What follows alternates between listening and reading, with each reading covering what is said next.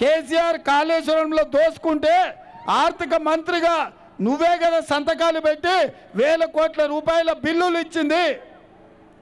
Corona సమయంలో పేదలకు మాస్కులు కొనాలంటే, పేదలకు మెడిసిన్ ఇవ్వాలంటే, పేదలకు ఇంజెక్షన్స్ ఇవ్వాలంటే వాటిని కూడా సిఎస్ఆర్ ఫండ్స్ను కంపెనీలను బెదిరించి 100 కోట్లు సంతోషం కొల్లగొడుతుంటే వైద్య ఆరోగ్య శాఖ మంత్రిగా నువ్వే కదా సంతకాలు పెట్టింది రాజేందర్.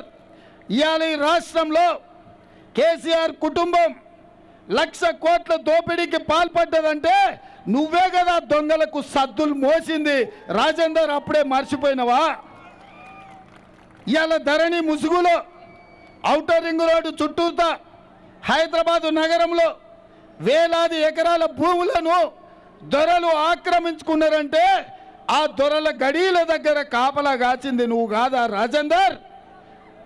గద్దరన్నను ప్రగతి భవన్ ముందల ఎర్రటెండకు 4 గంటలు కూర్చోబెడితే మిట్ట మధ్యాహ్నం ఒక్క రోజన్న గద్దరన్నను అవమానిస్తావా అని ఎన్నడన్నా కేసీఆర్ను గద్దించినవా? ఇవాళ కూడా ఈ మల్కాజ్గిరి ప్రాంత ప్రజల్ని ఆలోచన చేయమంటున్నా.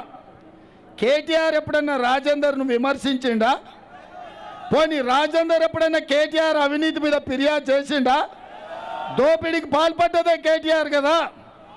జన్వాడలో 25 ఎకరాల ఫామ్ హౌస్ 1000 కోట్లతో కట్టుకున్నది కేటీఆర్ కదా. గజ్వల్లో 1000 ఎకరాల ఫామ్ హౌస్ చంద్రశేఖరరావుకు ఉంది కదా. ఈ అవినీతి మీద ఈటల రాజేందర్ ఎప్పుడన్నా నరేంద్ర మోడీకి ఫిర్యాదు చేసిండా? అమిత్ షా దగ్గరకు పోయి చర్యలు తీసుకోమన్నాడా? మరి మీ ఇద్దరిది పొద్దటిపూట బంధం, చీకట్ల ఒప్పందం, మీరిద్దరు కలిసే కదా మొత్తం దోపిడీ చేసింది. ఇవాళ వచ్చి ఆయన సన్నాయి నొక్కులు నొక్కుతుండు 100 రోజుల్లో రేవంత్ రెడ్డి ఏం చేయలేదని. నేను అడగదలుచుకున్న చంద్రశేఖరరావును, నేను అడగదలుచుకున్న ఆయన దోస్తు ఈటల రాజేందర్ను, 10 ఏళ్ళు మీరు గాడిదలం కాసినరా? 10 ఏళ్ళు ఈ ఫ్లైఓవర్ కట్టలేదు, మా ఉప్పల్ల పేదోళ్ళని ఆదుకోలేదు. 100 రోజుల్లో నేను ధైర్యంగా చెప్తున్నా, ఇవాళ 100 రోజుల్లో అధికారం చేపట్టిన 48 గంటల్లోనే ఆడబిడ్డలకు ఆర్టీసీ బస్సులో ఉచిత ప్రయాణం ఇచ్చిన 35 కోట్ల మంది ఆడబిడ్డలు,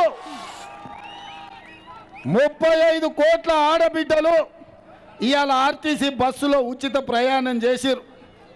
ఇవాళ 40 లక్షల కుటుంబాలు 500 రూపాయలకే సిలిండర్ తీసుకుంటున్నారు. ఇవాళ దాదాపుగా 50 లక్షల కుటుంబాలు 200 యూనిట్ల వరకు జీరో బిల్లు ద్వారా ఒక్క పైసా కట్టకుండా ఇవాళ ఉచిత కరెంటు పొందుతున్నారు.